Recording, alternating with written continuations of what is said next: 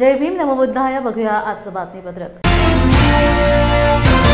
महाराष्ट्र शासनाच्या जिल्हा परिषद बांधकाम विभाग, पाणी पुरवठा विभाग यांच्याकडील कंत्राटदारांची मागील 2 वर्षांपासूनची जवळपास 1,10,000 कोटींची प्रलंबित देयके त्वरित देण्यात यावी या मागणीकरिता व शासनाचा निषेध करण्याकरिता जिल्ह्यातील सर्व शासकीय कंत्राटदारांनी आज जिल्हाधिकारी कार्यालयासमोर उपोषण व धरणे आंदोलन केले। या धरणे आंदोलनात builders association of India, Maharashtra राज्य इंजिनियर्स असोसिएशन, जिल्हा परिषद पाणी पुरवठा आदी संघटनांनी सहभाग नोंदवला। आंदोलनानंतर संघटनेच्या शिष्टमंडळाच्या वतीने आपल्या मागण्यांचे जिल्हाधिकाऱ्यांना निवेदन देण्यात आले। कामाचे बिल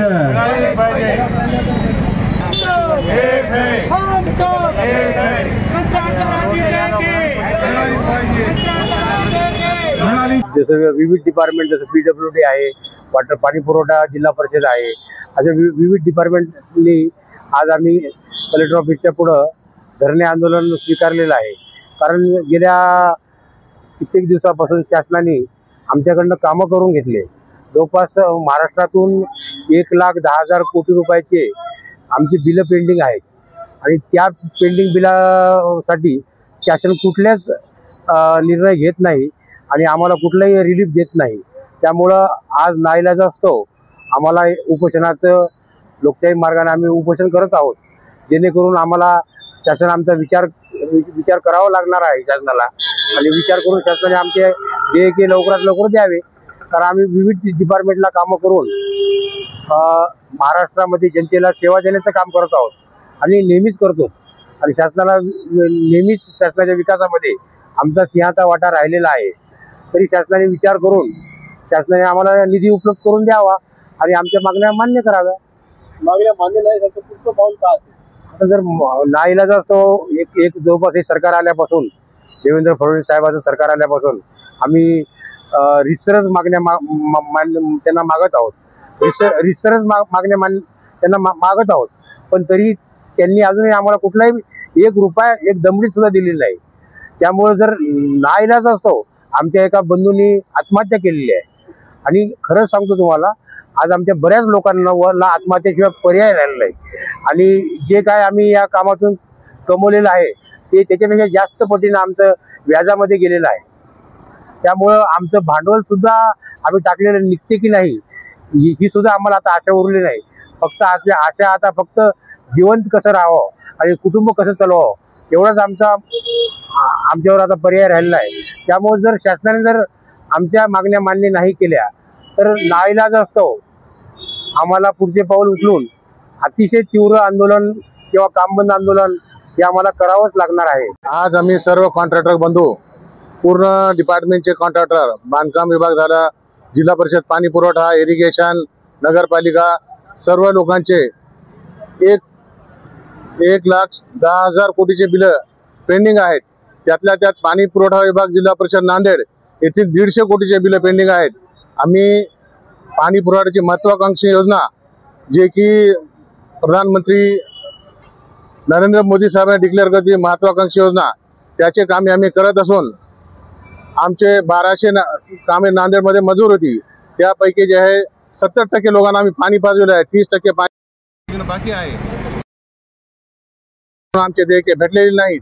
तसेच जिल्हा परिषद बांधकाम विभागाची पेंडिंग आहेत, सार्वजनिक बांधकाम विभागाची पेंडिंग आहेत, इरिगेशनची पेंडिंग आहेत।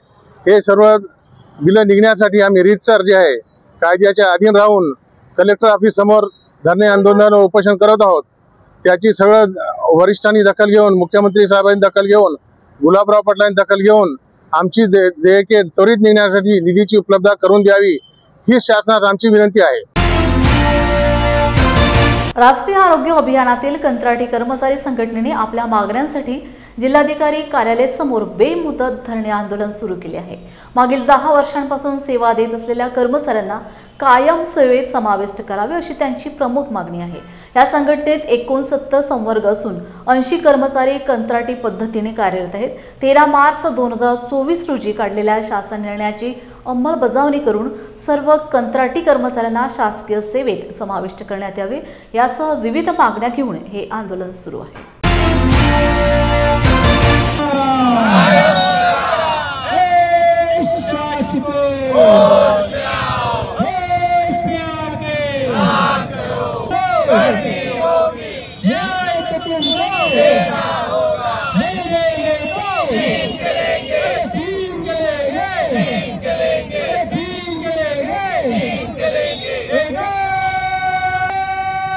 आज दिनांक 19 ऑगस्ट 2025 रोजी राष्ट्रीय आरोग्य अभियान कंत्राटी कर्मचारी संघटना महाराष्ट्र राज्य एकत्रीकरण समिती यांच्या वतीने अकोला जिल्ह्यामध्ये आम्ही बेमुदत काम बंद आंदोलन सुरू केलेलं आहे आणि यामध्ये 10 वर्ष ज्यांनी कंत्राटी कर्मचाऱ्यांनी सेवा दिलेली आहे तसे 10 वर्षाच्या खाली जे काही कंत्राटी कर्मचारी आहेत ते सर्व संपामध्ये आज सहभागी झालेले आहेत आणि जवळपास आमच्या संपूर्ण महाराष्ट्रामध्ये कंत्राटी कर्मचाऱ्यांमध्ये 69 संवर्ग असून यामध्ये जवळपास 479 पदे सर्व कंत्राटी कर्मचारी काम करत आहेत आणि महाराष्ट्रामध्ये जवळपास 34,500 सर्व कंत्राटी कर्मचारी असून आजच्या तारखेपासून बेमुदत काम बंद आंदोलनाला बसलेले आहेत। या आम्हाला शासनाला हीच मागणी आहे की शासनाने 13 मार्च 2024 रोजी जो काही GR काढला होता याची अद्यापसुद्धा अंमलबजावणी केली नाही।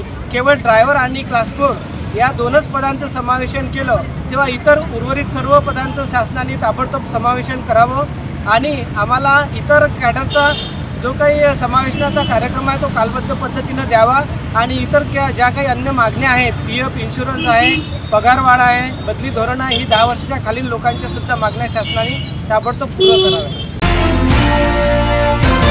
बोधगया महाबोधी महाविहार मुक्ती आंदोलन धम्मध्वज यात्रेचे आगमन डॉक्टर बाबासाहेब आंबेडकर चौक येथे झाले होते। महाबोधी महाविहार मुक्ती आंदोलनाचे प्रणेते या यात्रेचे नेतृत्व भंते विनाचार्य यांच्यासह भिक्खू संघ यांच्यावर गुलाब पाकळ्यांचा पुष्पवर्षाव उपासिकांच्या वतीने स्वागत व अभिवादन करण्यात आले। त्यानंतर डॉक्टर बाबासाहेब आंबेडकर पुतळ्यास पुष्पहार अर्पण करून अभिवादन करण्यात आले। धम्मध्वज यात्रेचा डॉक्टर बाबासाहेब आंबेडकर चौक ते भीमटेकडीपर्यंत रॅली काढण्यात आली। या प्रसंगी महाराष्ट्राचे सुप्रसिद्ध गायक विकास राजा आणि त्यांचा संच यांचा गीत गायनाचा कार्यक्रम संपन्न झाला।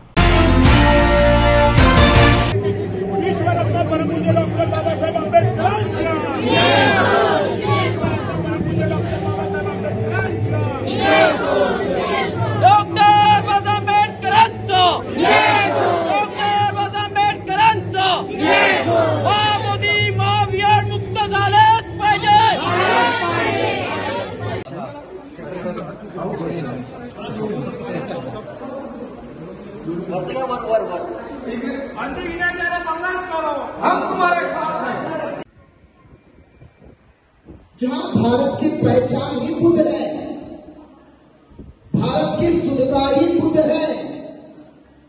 विश्व में युद्ध की जब बात होती है तब कहते हैं कि भारत से बुद्ध को ले आओ, शांति आ जाए। गेल्या अनेक वर्षांपासून महाबोधी महाविहार मुक्ती आंदोलनाचा लढा सुरू आहे। अनागरिक धम्मपाल यांनी सुरू केलेला लढा नागार्जुन भंते सुरेश साई यांनी जिवंत ठेवलाय। अनेक वर्षानंतर आकाश लामा, भंते विनाचार्य, भंते के राहुल, भंते सुमित रत्न यांच्या प्रमुख नेतृत्वाखाली पुन्हा एकदा हा लढा सुरू झाला आहे। ही यात्रा 22 ऑगस्ट रोजी बुलढाण्यात होत असून डॉक्टर बाबासाहेब आंबेडकर नगर येथील महापुरुषांच्या पुतळ्याला मानवंदना देऊन शहरातून प्रमुख मार्गाने धम्मध्वज यात्रा निघणार आहे। सोबतच भंते विनाचार्य हे गर्दे वाचनालयाच्या सभागृहामध्ये आलेल्या नागरिकांशी संवाद साधणार आहेत। या धम्मध्वज यात्रेसाठी जिल्ह्यातील तमाम बुद्ध अनुयायांनी उपस्थित राहण्याचे आवाहन बुद्धिस्ट समन्वय संघाच्या वतीने करण्यात आले आहे। महाबोधी महाविहार बोधगया येथील महामानव तथागत भगवान बुद्ध यांच्या पावनभूमीत जे विहार आहे ते विहार परकीयांच्या ताब्यात सुरुवात 1949 पासून परकीयांच्या ताब्यात आहे। ते विहार फक्त आणि फक्त बुद्धांच्या ताब्यात असावं याकरिता गेल्या दशकांपासून खूप मोठी मोठी आंदोलनं होत आहेत। त्याचाच एक परिभाग म्हणून भंते विनाचार्य यांच्या व महाराष्ट्रातील प्रमुख भंते यांच्या नेतृत्वात जनसंवाद धम्मध्वज यात्रेचं एक केलेलं आहे, आयोजन केलेलं आहे। त्याचाच एक भाग म्हणून बुलढाणा शहरात 22 ऑगस्ट 2025 रोजी ही धम्मध्वज यात्रा येणार आहे। धम्मध्वज यात्रेमध्ये सकाळी 10 वाजता धम्मगिरी येथे ध्वजारोहण होईल। त्यानंतर 12 वाजता डॉक्टर बाबासाहेब आंबेडकर नगरच्या महापुरुषांच्या पुतळ्याजवळ पुतळ्यांना अभिवादन होईल आणि 12:30 वाजता ही धम्मध्वज यात्रा पदयात्रा स्तंभ चौक, जनता चौक मार्गे कारंजा चौक आणि पुढे गर्दे वाचनालय सभागृह येथे या पदयात्रेचं रूपांतर जनसंवाद सभेमध्ये होईल, याचं नेतृत्व भंते विनाचार्य करतील, तसेच त्यांच्यासोबत असलेले प्रमुख भंते करतील। आणि या यात्रेसाठी मी आमच्या समितीच्या वतीने सर्व बौद्ध उपासक उपासिका यांना आवाहन करतो की या यात्रेच्या दिवशी सर्वांनी यात्रेमध्ये पदयात्रेमध्ये सुद्धा उपस्थित राहावे व होणाऱ्या धम्मध्वज यात्रेच्या जनसंवादात जो कार्यक्रम होणार आहे गर्दे वाचनालय येथे या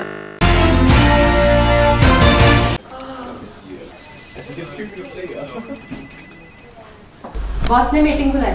क्या यार, आदमी की तकलीफ को तो समझो। बाहर बाहर उठो बैठो। जनाब, तकलीफ उठने बैठने की नहीं, तकलीफ बवासीर की है। बवासीर, फिशर, भगंदर, पाइलोनियल साइंस का आयुर्वेद तथा आधुनिक लेजर से उपचार। अभ्युदय पाइल्स लेजर हॉस्पिटल, लोहार समाज भवन के पीछे, महापुष्प सोसाइटी, शताब्दी नगर चौक से मनीष नगर रोड, नागपुर। कॉल और विजिट करें www.pilesfistulacure.com। नांदेडपासून अवघ्या 7 किलोमीटर अंतरावर असलेल्या खुरगाव नांदुसा येथील ऋषी पठण श्रामणेर प्रशिक्षण केंद्राच्या परिसरात साकार होत असलेल्या दीक्षाभूमीचे काम भदंत पयाभोधी यांच्या मार्गदर्शनाखाली प्रगतीपथावर असून श्रावणी पौर्णिमेच्या पार्श्वभूमीवर आज स्लॅब टाकण्यात आला आहे। येणाऱ्या काळात श्रामणेर प्रशिक्षण केंद्र परिसरात साकार होणारी दीक्षाभूमी 3 मजली असून इमारतीचा घुमट हा 60 फूट व्यासाचा असेल। त्यात ग्रंथालय, ध्यान साधना, भिक्खूंचे निवास राहील। तेव्हा या प्रशिक्षण केंद्रास उपासक उपासिकांनी एक वेळ अवश्य भेट द्यावी असे आवाहन भदंत पयाभोधी यांनी केले आहे। भरत कुमार कानिंदे इथं ऋषी पठण संस्थेच्या वतीनं 24 घंट्याचं श्रामणेर शिबिर नांदुसा खुरगाव इथं हे याचं बांधकाम चालू आहे। आदरणीय भंतेजी पयाभोधी यांच्या मार्गदर्शनाखाली चालू असून हे G+3चं बांधकाम आहे आणि हे जे भव्य असं दीक्षाभूमीचं हे जे बांधकाम आहे ते आपल्या जगामधील जे बौद्ध राष्ट्र आहेत त्याच्यामध्ये जे विविध स्तूप आहेत, विविध विहार आहेत, त्या सर्वांचं इथं मिश्रण आम्ही करत आहोत। आणि हे एक या देशामधलं, भारत देशामधलं एक आगळं वेगळं हे दीक्षाभूमीचं हे बांधकाम इथं सुरू आहे। आणि या बांधकामामध्ये आम्ही मॅक्झिमम जास्तीत जास्त स्टील आणि जास्तीत जास्त ग्रेडचं कॉन्क्रीट वापरून याचं आयुष्य जास्तीत जास्त कसा करता येईल या पद्धतीनं आम्ही इथले स्टील डिझाईन किंवा RCC डिझाईन केलेलं आहे। आणि बांधकाम आता पहिल्या मजल्याच्या 4चं बांधकाम चालू आहे। गेल्या 6 महिन्यापासून या बांधकामाला प्रारंभ झाला असून आणि निव्वळ जे बौद्ध उपासक उपासिका, जे श्रद्धावान उपासक उपासिका दान देणारे आहेत त्यांच्या दानातूनच इथं बांधकाम चालू आहे। कुठल्याही नेते किंवा कुठल्याही आमदार खासदाराच्या कुठल्याही फंडामधून इथं बांधकाम नाही, म्हणून या बांधकामाला असं आगळं वेगळं असं महत्व आहे। इथं 24 घंटे असं श्रामणेर शिबिर चालू असतंय आणि तेही लोकांच्या दानामधून लोकच तिथं जेवण भोजन देतात आणि म्हणून या परिसराला किंवा या श्रामणेर शिबिराला एक आगळं वेगळं मतदान आणि एक आगळं वेगळं महत्व आहे। आणि मीही स्वतःला धन्यवाद समजतो की मला या बांधकामामध्ये देखरेखीसाठी आदरणीय भंतेजी पयाभोधी यांनी मला म्हणजे संधी उपलब्ध करून दिली। दर महिन्याच्या 19 तारखेला पौर्णिमेच्या अनुषंगाने श्रामणेर प्रशिक्षण केंद्राच्या पवित्र भूमीमध्ये कार्यक्रमाचं आयोजन केल्या जात असते। 1.5 एकर जमीन समाजाच्या दानातून विकत घेतलेली आहे। 20 बाय 50चं बांधकाम समाजाच्या दानातून निर्माण केलेलं आहे। 11 फूट अखंड मार्बलची 10 लाखाची भगवान बुद्धांची आशीर्वाद रूपी मुद्रा समाजाच्या दानातून तयार केलेली आहे। 3 बोर समाजाच्या दानातून पाडण्यात आलेली आहेत। 55 फूट उंचीचा पंचरंगी धम्मध्वज समाजाच्या दानातून निर्माण केलेला आहे। दर वर्षामध्ये 8 जानेवारीला महाधम्मध्वज महापद यात्रेचं आयोजन खुरगाव पासून ते डॉक्टर बाबासाहेब आंबेडकरांच्या पुतळ्यापर्यंत केल्या जाते। हजारो लोक त्यामध्ये सहभागी होत असतात। आणि हे आता सध्या जे काम चालू आहे हे श्रामणेर दीक्षाभूमीचं काम चालू आहे, ज्याचा छत 84 बाय 84 आहे। हे 3 मजली काम आहे। 15-15 फुटाचे 2 छत राहणार आहेत। त्यानंतर 60 बाय 45 फूट उंचीचा दीक्षाभूमीचा डोम राहणार आहे। आतापर्यंत 1750 श्रामणेरी प्रशिक्षित होऊन बाहेर पडलेले आहेत। 4 उपसंपादित भिक्खूही झालेले आहेत आणि 12 ते 10 भंतेजींची उपसंपदा वर्षावर संपल्याच्या नंतर बुद्धगयेच्या पवित्र भूमीमध्ये करून घेण्यात येणार आहे। सध्या 30 श्रामणेर प्रशिक्षण घेतात। काही 10 ते 12 श्रामणेर आपले शाळेमध्ये जात असतात। 5वी पासून ते 10वी पर्यंत ते शाळेमध्ये जातात। 2 आपले श्रामणेर पीपल्स कॉलेजला सुद्धा त्यांचं ॲडमिशन आहे। तर सामाजिक, धार्मिक, शैक्षणिक असा उपक्रम श्रामणेर प्रशिक्षण केंद्राच्या माध्यमातून राबवला जातोय। याची जाणीव ठेवून एक धम्माचं प्रमुख केंद्र भारत आणि महाराष्ट्रातील राहील असा आम्हाला आशावाद आहे। सर्वांचं मंगल व सर्वांनी या पवित्र कार्यासाठी आपल्या निर्धाराच्या घामातून कमावलेला 1 रुपया जरी तुम्ही दान दिला तर सत्कारणी लागेल आणि 1 रुपया दान देऊन आपण या महापुण्याचे भागीदार बनावं। सर्वांचं मंगल। तर ह्या ठिकाणी खरोखरच फुरगावला आल्यानंतर खूप आनंद वाटतो। आदरणीय महाथेरो पयाबुधी भंते यांनी ह्या ठिकाणी खुरगावला एक आपलं आगळं वेगळं असं स्थान स्थापन केलेले आहे आणि ह्या ठिकाणी त्यांनी खूप मोठा 2 एकरच्या एरियामध्ये बांधकाम करून ह्या ठिकाणी धम्मदेशनाचं इथं त्यांनी हे सुरुवात केलेली आहे। आज रोजी इथं स्वागत नगर नांदेड तर्फे भोजनदानाचं काम चालू आहे आणि योगायोगानं म्हणजे आज इथं स्लॅबचं सुद्धा काम चालू, दीक्षाभूमी स्लॅबचं सुद्धा काम चालू आहे आणि ह्या ठिकाणी खरोखरच एक समाजाला आदर्श असं माननीय महाथेरो पयाबुधी भंतेंनी घालून दिलेले आहे आणि ह्या माध्यमातून दर महिन्याला 29 तारखेला या ठिकाणी नेहमी धम्मदेशना होत असते आणि ह्या दानातूनच सगळ्या समाजदानातून त्यांनी हे सगळं मोठं कार्य उभा केलेलं आहे। या मागे माननीय महाथेरो भंतेंचं खूप मोठं योगदान असं आहे। त्यांनी समाजाला जागृत करण्याचं काम करून आणि माणसामध्ये चेतना निर्माण करण्याचं काम केलेलं आहे। स्थानिक जनतेच्या प्रश्नांना न्याय मिळावा, नागरिकांच्या समस्या शासन दरबारी पोहोचवाव्यात या उद्देशाने शिवसेनेच्या वतीने सुयोग भोयर यांच्या नेतृत्वात आक्रोश मोर्चा काढण्यात आला। या मोर्चात मोठ्या संख्येने शिवसैनिक, महिला व स्थानिक नागरिक सहभागी झालेत। शासन व प्रशासनाला वारंवार निवेदन देऊनही जनतेच्या मूलभूत समस्या सोडविण्यात होत असलेल्या विलंबाविरोधात संताप व्यक्त करण्यात आला। आज दिनांक 20 ऑगस्ट रोज बुधवारला आम्ही राज्य शासनाच्या विरोधात एक आक्रोश मोर्चाचं आम्ही आयोजन केलेलं आहे। शिवसेना उभारातर्फे हा आयोजन केलेला आहे। आपण बघत असाल की राज्य शासनाच्या मंत्री ज्या प्रकारे कामं करत आहे, ज्या विधानसभेमध्ये तिथं लोकांचे प्रश्न मांडण्याचा विषय राहतो तिथं ते रमी खेळत आहे। इथं काही मंत्री, काही आमदार लोक मंत्रिपद घेण्यासाठी इथं आपले अघोरी कार्यक्रम करत आहे। दुसरा, शेतकऱ्यांना हमीभाव नाही, आमच्याकडे आलेल्या कंपन्यांमध्ये आमच्या स्थानिकांना रोजगार नाही। या विषयाला घेऊन आम्ही आज आक्रोश मोर्चा काढलेला आहे आणि ह्या निमित्तानं आम्ही सरकारला सांगत आहोत की याच्यात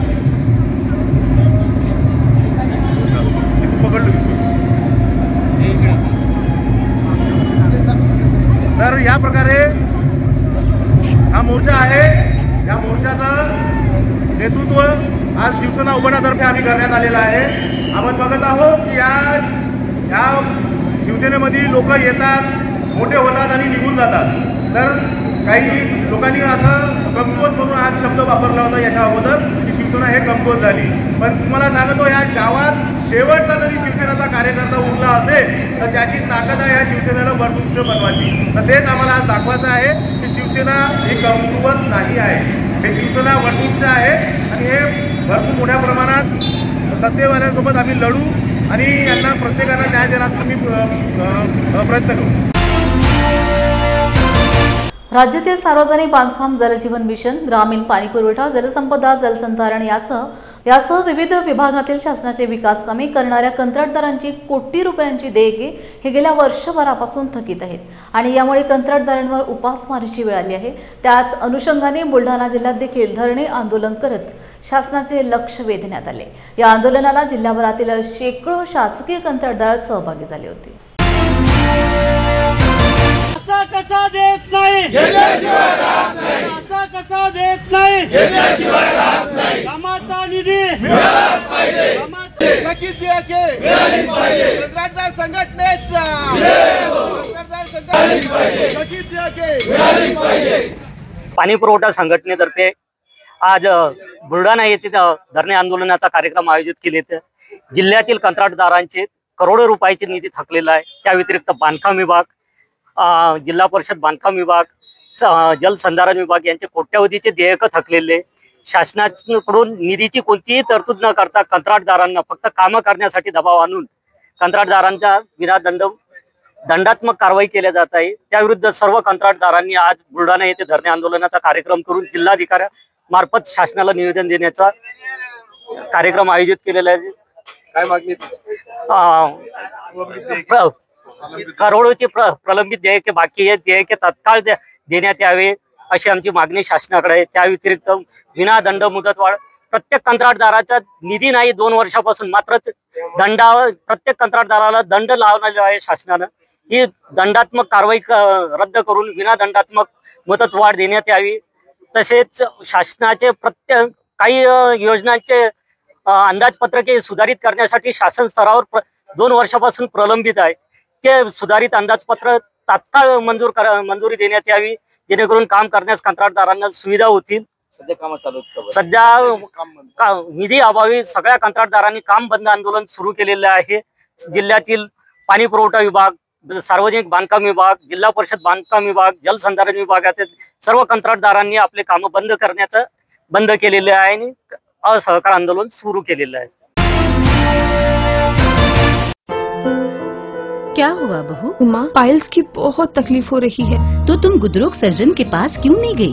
देखो, जैसे हार्ट के लिए हार्ट स्पेशलिस्ट, ब्रेन के लिए ब्रेन स्पेशलिस्ट, तो पाइल्स के लिए पाइल स्पेशलिस्ट क्यों नहीं? स्त्री हो या पुरुष, टॉयलेट में तकलीफ केवल पाइल्स ही नहीं, और भी कई प्रकार के गुदरोग तथा कैंसर भी हो सकता है। इसीलिए इसकी प्रत्यक्ष जांच जरूरी है। ठीक है माँ, पर जांच के लिए हम जाएंगे कहाँ? वही काले आयुर्वेदिक पाइल्स हॉस्पिटल में। लेकिन माँ, प्रेगनेंसी में पाइल्स की दवाइयाँ? प्रेगनेंसी में आयुर्वेदिक दवाइयाँ सुरक्षित होती है। जनहित में जारी काले आयुर्वेदिक पाइल्स हॉस्पिटल, औषधि चिकित्सा तथा सर्जरी ट्रीटमेंट उपलब्ध। हमारा पता उमरेड रोड, दिघौरी बस स्टॉप के पास, नागपुर। अधिक जानकारी के लिए वेबसाइट पर जाएं kalepailshospital.com।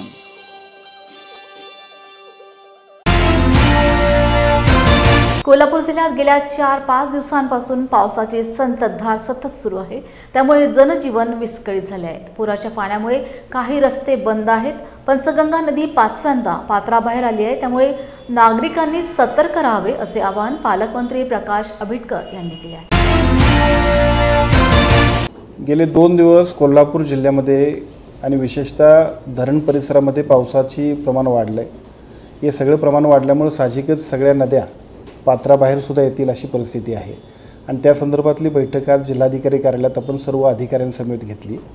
या संपूर्ण कोल्हापूर जिल्ह्यातल्या एकूण पूर परिस्थितीचा जर का आढावा घेतला तर आजच्या घडीला आपण ज्या पद्धतीनं योग्य नियोजन केलेलं आहे जिल्हा प्रशासनानं, त्याचा उपयोग इतकाच होईल की आज कोणत्याही परिस्थितीमध्ये आपल्याला एकूण पूर परिस्थिती येऊ नये यासाठी सर्व उपाययोजना करण्याबद्दल आपण सूचना दिलेल्या आहेत. मला असं वाटतं की या सर्व सूचना देत असताना एका बाजूला सद्यस्थितीमध्ये आणखीनही 2 दिवस पुराच्याबद्दल पाऊस अजूनसुद्धा पडेल अशा पद्धतीची परिस्थिती आहे. समजा पाऊस वाढला तरीसुद्धा सर्व अधिकाऱ्यांनी आपले हेडक्वार्टर सोडायचं नाही.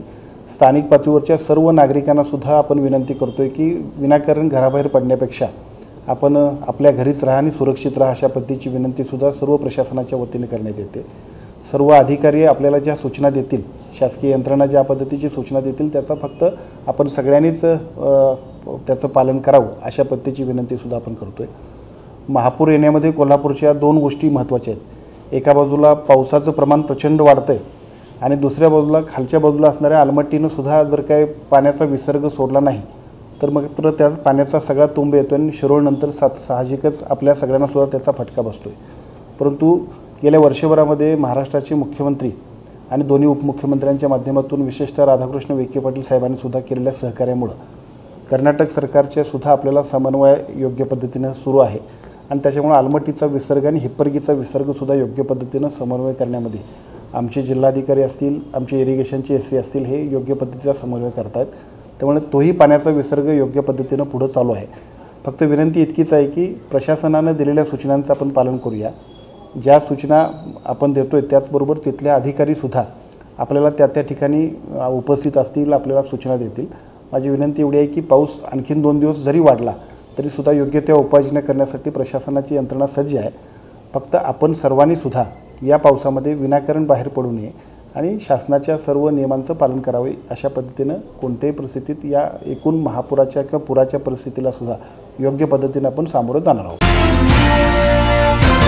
शासन निर्णय 14 मार्च 2024 नुसार नियमित शासन सेवेत समायोजन करण्यात यावे. या विनंतीनुसार बदली धोरण राबवण्यात यावे. समान काम समान वेतन देण्यात यावे. आरोग्य व अपघात विमा व अन्य इतर मागण्यांसाठी राष्ट्रीय आरोग्य अभियान अधिकारी व कर्मचारी एकत्रीकरण समिती व एकता संघ NHM संघटनेच्या वतीने नांदेडच्या जिल्हा परिषद कार्यालय समोर बेमुदत धरणे आंदोलन करण्यात येत आहे. मागण्या मान्य होत नाहीत तोपर्यंत धरणे आंदोलन सुरूच राहणार असल्याचं संघटनेच्या वतीने सांगण्यात आलंय.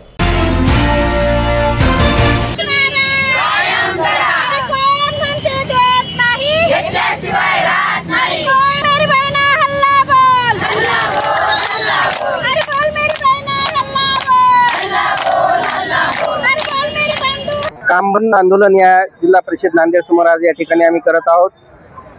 आमची प्रमुख जी मागणी आहे हे जे आंदोलन आहे केवळ नांदेड जिल्ह्यामध्ये नसून संपूर्ण महाराष्ट्रभर हे आंदोलन चालू आहे. राष्ट्रीय आरोग्य अभियानामध्ये गेल्या अनेक वर्षापासून जवळपास 69 संवर्गाचे कर्मचारी काम करत आहेत. गेल्या अनेक वर्षापासून आमची मागणी आहे की या ठिकाणी हे जे सर्व कर्मचारी कॉन्ट्रॅक्ट बेसिसवर म्हणजे कंत्राटी पद्धतीने काम करत आहेत आणि या सर्व कंत्राटी कर्मचाऱ्यांना शासन सेवेत सामावून घ्यावे ही आमची प्रमुख मागणी आहे. यासोबतच 20 मागण्या इतर पण आहेत. या सर्व मागण्यासाठी आम्ही गेल्या अनेक वर्षापासून मागणी करत आहोत शासनाकडे. माननीय मुख्यमंत्री, उपमुख्यमंत्री आणि आरोग्य मंत्र्याकडे सुद्धा आम्ही निवेदन दिलेलं आहे. परंतु मागणी देऊन सुद्धा त्यांनी आमची जी मागणी आहे ते मान्य केलेली नाही. आणि म्हणून या ठिकाणी आमचं या आंदोलनाच्या माध्यमातून आम्ही शासनाला सांगू इच्छितो की जर हे आमची जी मागणी आहे, जी रास्त मागणी आहे, लोकशाही मार्गाने आम्ही करत आहोत, ही जर मागणी मान्य नाही झाली तर यापुढे येणाऱ्या काळामध्ये हे जे आंदोलन आहे उग्र स्वरूपाचं करावं लागेल. त्यासाठी साम दाम दंडभेद या सर्व नीतीचा आम्हाला अवलंब करावा लागेल. आणि या ठिकाणी जे आमची जी मानसिकता आहे, आमच्या कर्मचाऱ्यांची जी मानसिकता आहे ती बिघडलेली आहे आणि या मानसिकतेतून जर आमच्या कर्मचाऱ्यांनी काही बरं वाईट केलं तर याचं सर्व श्रेय म्हणजे या शासन जबाबदार राहील. मी कंत्राटी आरोग्य सेविका आहे. गेल्या 15 वर्षापासून नांदेड जिल्ह्यामध्ये कार्यरत आहे. आमची हीच मागणी आहे की शासनाने GR काढून सुद्धा GRला आज 17 महिने झाले तरी त्या GRची अंमलबजावणीनुसार आम्हाला ऑर्डर भेटलेला नाही. आणि आपण बघत आहात की इथे 15 ते 20 वर्षापासून कार्यरत असलेले सर्व कंत्राटी अधिकारी आणि कर्मचारी, याच्यात डॉक्टर्स असेल, lab technician, pharmacist, data entry operator, total आरोग्य विभागातले सर्व कर्मचारी संपावर आहे. आणि आज पहिला दिवस आहे. आज आमचं बेमुदत आंदोलन आहे आणि जोपर्यंत सरकार आम्हाला आमच्या मागण्या मान्य करत नाही, आम्हाला ऑर्डर देत नाही, तोपर्यंत आमचं हे आंदोलन चालूच राहणार. परभणी जिल्ह्यातील महाराष्ट्र शासनाच्या सार्वजनिक बांधकाम विभाग, जिल्हा परिषद बांधकाम विभाग व पाणी पुरवठा विभाग यांच्याकडे मागील 2 वर्षांपासून कंत्राटदारांचे सुशिक्षित बेरोजगार अभियंता यांचे प्रलंबित संदर्भातील बिल मिळावीत यासाठी जिल्हाधिकाऱ्यांना निवेदन देण्यात आले. आज रोजी परभणी येथे सगळ्या कॉन्ट्रॅक्टरच्या मार्फत विशेषतः जलजीवन मिशनचे बिलं जे पेंडिंग आहेत त्याच्याबद्दल कलेक्टरला निवेदन देण्यात आलेलं आहे. याच्यात मेन मुद्दा असा आहे की प्रत्येक गावामध्ये ॲट अ टाईम कामं काढण्यात आलेले होते. त्यामुळं कॉन्ट्रॅक्टर कमी पडू लागले. म्हणून शासनानं अनएम्प्लॉईड इंजिनियरला, बेरोजगार अभियंत्यांना 3-3 कोटीचे रजिस्ट्रेशन दिले आणि सगळ्यांनी कामं केले. टेक्निकली इंजिनियर हा व्यवस्थितच काम करतो. त्या उद्देशानं सगळ्या गावामध्ये व्यवस्थित कामं झालेले आहेत. पण प्रत्येक वेळेस निधीला दिरंगाई झालेला आहे आणि शेवटी गेल्या 9 महिन्यापासून निधी उपलब्ध नाही आहे. त्याच्यामुळं आणि ऑफिसमधून वारंवार नोटिसा येत गेले की काम पूर्ण जर केलं नाही तर तुम्हाला टर्मिनेट करण्यात येईल किंवा ब्लॅकलिस्ट करण्यात येईल किंवा तुमच्यावर फाईन लादण्यात येईल. त्याच्यामुळं सगळ्या कॉन्ट्रॅक्टरनं आपल्या परीनं इकून तिकून पैसे करून व्याजानं म्हणा, बँकेतून म्हणा, सगळं कामं व्यवस्थित आज रोजी 80 ते 90% कामं पूर्ण झालेले आहेत. तर कॉन्ट्रॅक्टरची सध्या आर्थिक परिस्थिती फार डबघाईला आलेली आहे आणि त्याच्यामध्ये अनएम्प्लॉईड इंजिनियर हा सगळ्या गोत्यात आलेला आहे. त्याच्यामुळे शासनानं निधी देण्याची कृपा करावी, जेणेकरून आपले सगळे कॉन्ट्रॅक्टर आणि अनएम्प्लॉईड इंजिनियर हे थोडं सक्षम होतील. इंजिनियर्स असोसिएशनतर्फे माननीय कलेक्टर साहेबांना निवेदन देण्यात आलेलं आहे. आज पूर्ण महाराष्ट्राच्या 36 जिल्ह्यामध्ये महाराष्ट्र इंजिनियर्स असोसिएशन व सर्व कॉन्ट्रॅक्टर बंधूतर्फे धरणे आंदोलनाचा कार्यक्रम ठेवलेला होता. पण या ठिकाणी आज पावसाचं वातावरण असल्यामुळे आम्ही फक्त निवेदन सरांना दिलेलं आहे आणि आमची मागणी आहे की मागील 1 वर्षापासून जल जीवन मिशन असो किंवा बांधकाम विभाग असो किंवा जिल्हा परिषद असो, कुठल्याही प्रकारचे कॉन्ट्रॅक्टर लोकांचे देयकं, प्रलंबित देयकं आणखी त्यांना मिळालेले नाहीत. त्यामुळे कॉन्ट्रॅक्टर लोकांवर आत्महत्या करण्याची वेळ येत आहे. आमच्या काही लोकांनी मागच्या महिन्यात आत्महत्यासुद्धा केलेल्या आहेत. तर याची जाण शासनाला होण्यासाठी, शासनाला माहिती होण्यासाठी आम्ही आज या ठिकाणी माननीय कलेक्टर साहेबांना निवेदन दिलेलं आहे आणि लवकरात लवकर आमचे प्रलंबित देयकं देण्यासाठी विनंती केलेली आहे.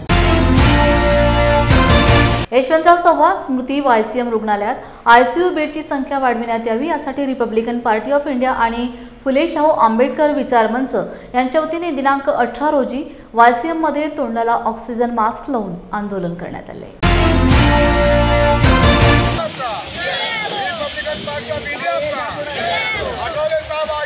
पक्षाच्या वतीनं हा जो आंदोलन घेतलेला आहे, हे रिपब्लिकन पक्ष शहरामधल्या पिंपरी चिंचवड मधल्या एवढं मोठं शहर आहे, ह्या शहरामध्ये जनतेसाठी नेहमी लढणारा हा पक्ष आहे आणि त्यामध्ये तंत्रपाय आग्रही आहेत त्यामध्ये ते काम करण्यासाठी. आणि म्हणून आम्ही तंत्रपाळ यांच्या सांगण्यावरनं आम्ही पक्षाने ठरवलं की या ठिकाणी आंदोलन घ्यायचं. कशासाठी तर या ठिकाणी बेड, आता एवढं मोठं हॉस्पिटल झालेलं आहे, ही नवीन इमारत झालेली आहे, त्या नवीन इमारतीमध्ये सुद्धा खूप बेड होऊ शकतात, पण हे करत नाहीत आणि यांनी केलं पाहिजे. विभागीय हॉस्पिटल त्या किवळ्या साईडला झालं पाहिजे, हे आमच्या मागणी आहेत. नाही झालं तर तीव्र आंदोलन करण्यात येईल. आंदोलन रिपब्लिकन पार्टी ऑफ इंडिया राष्ट्रीय नेते रामदास आठवले यांच्या नेतृत्वाखाली पिंपरी चिंचवड शहर रिपब्लिकन पार्टी अध्यक्ष कुणाल ओवाळ आणि पिंपरी चिंचवड शहर प्रभागी उपाध्यक्ष धर्मपाल तंत्रपाळे यांच्या नेतृत्वाखाली YCM हॉस्पिटलपाशी आंदोलन जे चालू आहे. YCM हॉस्पिटलचे जे बेड आहेत, ते बेडची मागणी 100ची आहे. ती जी मागणी पूर्ण होत नाही तोपर्यंत या ठिकाणी आम्ही बसून राहणार आहेत. आणि दुसरी जी मागणी आमची आहे की प्रभाग क्रमांक 16 विकासनगर किवळे मुकाई चौक एक्सप्रेस हायवे लागून असलेला जो प्लॉट आहे तो आरक्षित आहे आणि त्या जागेवरचं आरक्षण हॉस्पिटलचं आहे. ते हॉस्पिटल त्या ठिकाणी YCM सारखं व्हावं अशी आमची सर्वांची मागणी आहे रिपब्लिकन पार्टी ऑफ इंडियाची.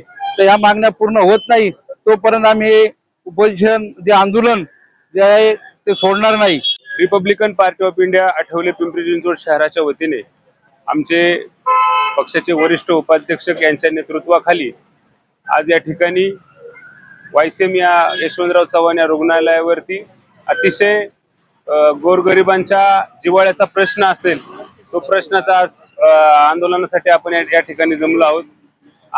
तंत्रपाळे साहेबांनी या अगोदरही या यशवंतराव चव्हाण या आरोग्य हॉस्पिटलला पत्राद्वारे, लेखी पत्राद्वारे या ठिकाणी त्यांना सांगितलं होतं की बाबा तुम्ही ऑक्सिजन बेड वाढवा. आज या पिंपरी चिंचवड शहरामध्ये जवळ पुणे जिल्ह्यामध्ये 6 विधानसभा आहे आणि 6 विधानसभेच्या अनुषंगाने YCM हे खूप मोठं रुग्णालय आहे, जे ससूनच्या धर्तीवरती त्या ठिकाणी झालेलं आहे. आणि हा रिपब्लिकन पार्टी ऑफ इंडिया असंच जनसामान्य लोकांचे प्रश्न वेळोवेळी मांडण्याचा प्रयत्न करत आहे. आज या पिंपरी चिंचवड महानगरपालिकेचे आयुक्त यांना आमचं या ठिकाणी आव्हान असेल की यांनी ताबडतोब या आंदोलनाची दखल घ्यावी आणि याच्या माध्यमातून ताबडतोब ऑक्सिजन बेड वाढवावे. जे आणखी जो आमचा प्रभाग क्रमांक 16 मध्ये जो आरोग्य वर्धिनी नवीन योजना आली महाराष्ट्र शासनाची, जी एकनाथ शिंदे यांच्या मुख्यमंत्री असताना त्या रुजू झाली, त्या धर्तीवरती आम्हालाही प्रभाग क्रमांक 16 मध्ये एक आरोग्य रुग्णालय त्या ठिकाणी महापालिकेच्या माध्यमातून करण्यात यावे असं आमचे नेते कंतरपाळे साहेब आणि दिलीप कडलक साहेब यांनी वेळोवेळी पाठपुरावा केलेला आहे. परंतु या गेंद्याच्या कातडीच्या या प्रशासनाला जाग कधी येतच नाहीये.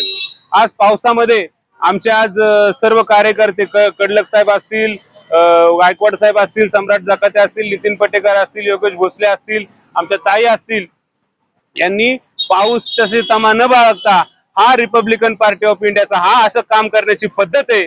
म्हणून या प्रशासनाने हे लाईट न घेता ताबडतोब त्यांनी सिरियसली घेऊन हा विषय तातडीने मार्गी काढावा एवढंच या ठिकाणी आपल्याला सांगू इच्छितो. 1200 स्क्वेअर फीट 1200 बेडचं हॉस्पिटल या ठिकाणी झालेलं आहे जवळपास.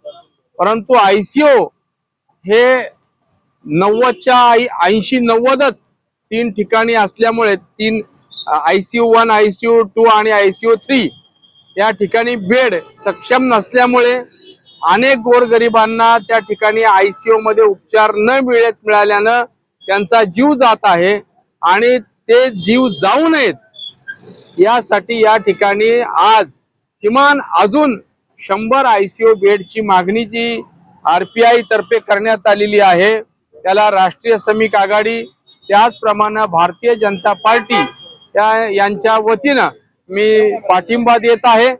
आणि निश्चित स्वरूपामध्ये वावळ साहेबांना आणि तंत्रपाळे साहेबांना मी पाठिंबाच नुसता नाही तर माननीय आयुक्त, प्रशासन अधिकारी आणि या ठिकाणचे डीन वाबळे साहेब यांना देखील भेटून, वैद्यकीय अधिकाऱ्यांना भेटून जेव्हा काही आवश्यकता लागेल तेव्हा त्यांच्याबरोबर जाऊन पुढील 100 बेड वाढवावेत याबाबत मागणी आम्ही निश्चित करू. आणि त्यांच्या या आंदोलनाबद्दल, त्यांनी केलेल्या आंदोलनाबद्दल मी त्यांचं मनापासून अभिनंदन करतो. समाजाच्यासाठी त्यांची जी तळमळ आहे ती खरोखर रास्त आहे, योग्य आहे. हा आवाज त्यांनी उचलला त्याबद्दल सर्व शहरवासियांच्या वतीनं वावळ साहेब आणि तंत्रपाळे साहेब आणि सर्व महिला भगिनी आहेत, इतर नेते आहेत RPIचे, त्या सर्वांचं मी अभिनंदन करतो. आणि आम्ही पूर्ण ताकदीनं पाठीशी आहोत. हा योग्य प्रश्न उचललेला आहे. लवकरात लवकर हा प्रश्न सोडवावा, आणखीन 100 बेड वाढवावेत